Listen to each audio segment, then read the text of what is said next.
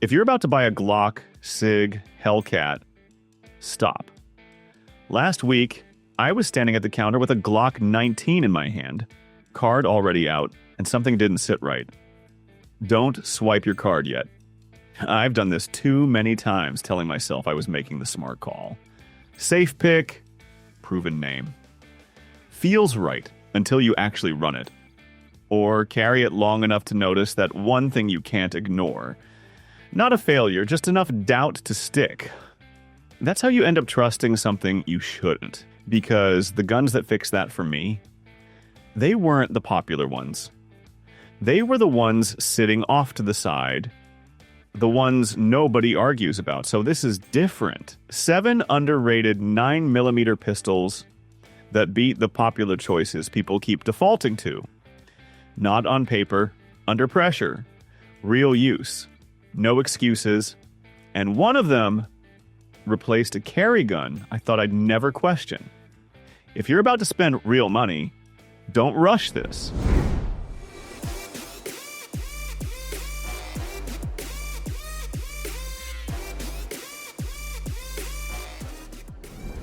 Lane's hot, keep it moving! Brass was already hitting the floor before I even stepped up. Loud Saturday. Packed lanes. Everybody rushing like they had something to prove. I leaned over the counter and asked for a Glock 19. The compact everyone keeps buying. The safe one, guy didn't even check, just shook his head, rented out. That threw me off more than it should have. Then he pointed off to the side, Beretta A PXA1. Compact, just sitting there like it missed the memo. Every other gun on that wall looked beat to hell. Greasy, hot, constantly moving. This one, clean, ignored. I almost laughed. Not because it looked bad, just because nobody wanted it. So I took it. First mag, I was already judging it. Chunky slide, weird grip, zero cool factor. Felt like something you apologize for buying. Then the shooting started. And that's where things got uncomfortable. Because that Glock everyone defaults to, it needed work. Grip pressure, correction, effort to keep it honest. The APX didn't. It just settled. Tracked flat. I came right back without me forcing it. Faster strings, less fight. That's where Glock lost. People think popular means easier to shoot. It doesn't. This thing's still ugly. Holsters aren't everywhere. Nobody brags about owning one. But standing there, brass under my boots, I kept thinking the same thing. I picked the wrong one first.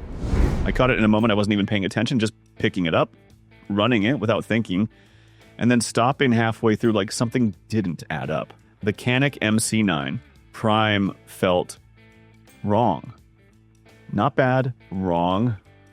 Because in my head, I already know where a gun like this is supposed to fall. Same lane as a P365. Small gun built to compromise somewhere. That's the deal. This didn't feel like it signed that deal. It didn't remind me it was small. That's the part that stuck. I kept expecting that little check. The moment where it pushes back, where you feel the size, where it asks you to adjust. It never asked. Same pace, same pressure, and the MC9 Prime stayed cleaner than the P365 style guns I usually trust in that lane. Less correction, less bounce, less of that little microgun penalty I keep waiting to feel. And I didn't like that, because now I'm not comparing it to the P365 anymore. I'm questioning why it doesn't feel like it belongs in that category at all. That's not a comfortable place to be. It's got everything lined up. Features, feel, control, almost too clean across the board. Like it skipped a step somewhere. And when something skips a step, there's usually a reason. I haven't found it yet. But I'm still looking. Because the next one, that didn't leave anything hidden. I remember the SAR 9 Gen 3 because I almost skipped it just to avoid the conversation.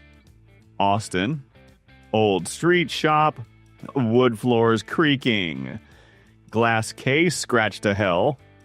I walked in early this year with money already burning a hole in my pocket. Already decided, Glock 17 may be an M&P. safe, normal, the kind of gun nobody questions when you unzip your range bag. The SAR sat lower in the case like it knew it didn't belong. I pointed at the Glock first. Old guy behind the counter didn't even move. I just slid the SAR-9 over and said, "Don't buy with your ego." That pissed me off. So I rented both. First drill with the Glock, exactly what I expected. Clean. Predictable. No problems, but nothing there either. I pushed it harder.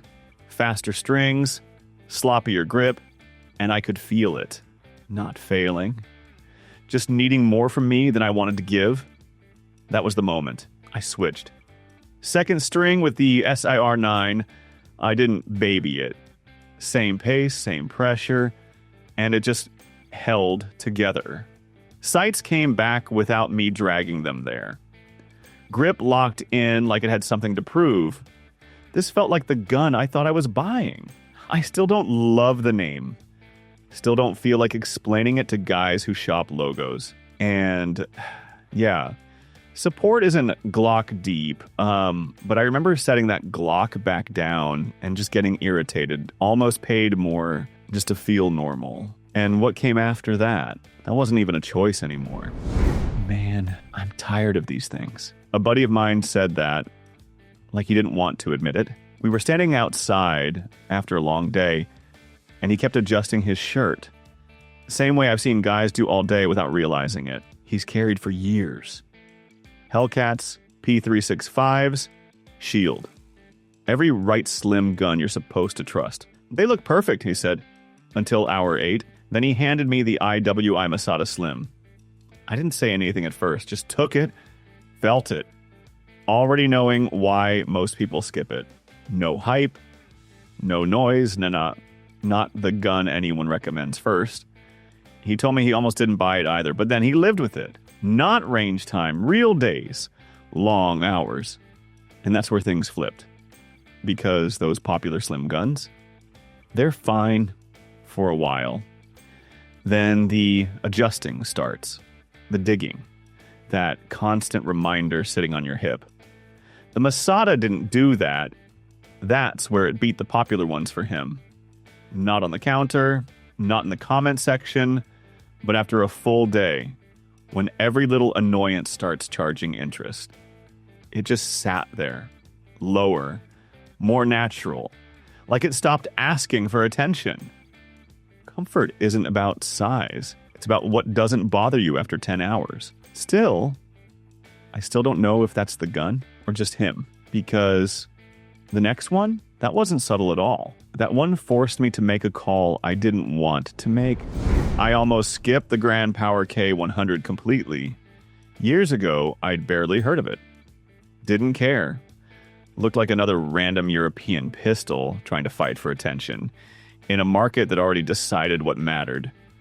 Then an older guy at the range saw me glance at it and said, "Hara, you're doing what everybody does." I looked at him. He tapped the case once. "You're judging the name before you understand the machine." That bothered me because he was right. I already had Glock 19 and P320 in my head. The proven striker guns everybody defends because everybody else defends them. The K100 didn't have that protection. No big hype, no massive holster wall, no easy explanation, just a weird pistol with a rotating barrel system most people never bothered to understand. Then I ran it just enough to see what he meant. The recoil didn't snap and settle like the striker guns I was used to. It rolled, came back different. Less fight, less correction, less of me dragging the sights home. And suddenly the popular choices didn't feel bad. They felt basic. That's the uncomfortable part. Glock and SIG aren't wrong choices. But the K100 showed me that proven doesn't always mean better. Sometimes it just means more people stopped asking questions. And this thing punished me for not asking sooner. Last month, I was standing in a buddy's garage with a cold cup of coffee, watching him dump parts into an old towel like it meant nothing. Magazines, optic box, loose screws. And sitting there like the responsible adult. a Glock 43X right next to it, the PSA Dagger Micro. I remember looking at it and thinking, no, not that internet gun. My brain already picked the Glock. Safe. Clean. Nobody questions it. You bring that out, the conversation's over. You bring the dagger, now everyone's got opinions. Then he started laying it out. Same carry roll, same size, same optic setup, same holster. But the price? Not even close. That's where it shifted, because now it wasn't preference. It was math. And the math didn't look good for the smart choice. The Glock felt like the answer everyone agreed on. The dagger felt like someone found the receipt and started asking why. And he wasn't babying it. That thing was getting carried, scratched, used. No hesitation, that's when it flipped. Not because it wins everywhere, but because you can actually run it without thinking about the cost every second. I still don't blindly trust PSA. That doubt stays, but I drove home irritated because I didn't like how much sense it made. And the last one, that didn't leave room for thinking. The equalizer carry comp didn't stand out. That's what bothered me. I was in the shop for ammo, nothing serious. One of those slow afternoons where nobody's really buying, just killing time around the counter. Then she walked in. Small case, held tight. Not angry, not loud. Just that look, like she already told people this was the right choice, and now she had to undo it. Counter guy opened it, checked it, and asked. Couldn't make peace with it. She didn't argue, just shook her head. That line stuck. Couldn't make peace with it. I knew what was in that case without hearing it. One of those famous little carry guns everyone recommends without thinking. The safe answer, the one nobody questions. He didn't even react. Just reached back and handed her the equalizer carry comp. I almost dismissed it right there. That's not the serious pick. That's the one people skip. But then her face changed. Not excited, relieved. Like something finally stopped fighting her. And that hit harder than anything I've shot. Because she didn't upgrade, she escaped. From the gun everyone told her was the right one, and standing there I realized I'd been choosing guns like I was trying to win an argument. Not carry something I could actually live with. That's a different problem. I didn't buy anything that day, just walked out. Because for the first time in a long time, I didn't trust the way I was making decisions. This wasn't about underrated. That word's cheap. These guns had to take something people already trust and beat it where it actually matters. Not clean, not perfect. A couple of them still bother me, and I don't like how much I rely on them now. So ask yourself something simple. What's on your belt right now? And did it earn that spot? Or did you just follow the same path everybody else took? I've watched too many safe picks start slipping the second things got real. And I've seen quieter guns step in and do the job without asking for attention. If one of these messed with your pick, say it. If you think one doesn't belong, call it out. I'm Steve.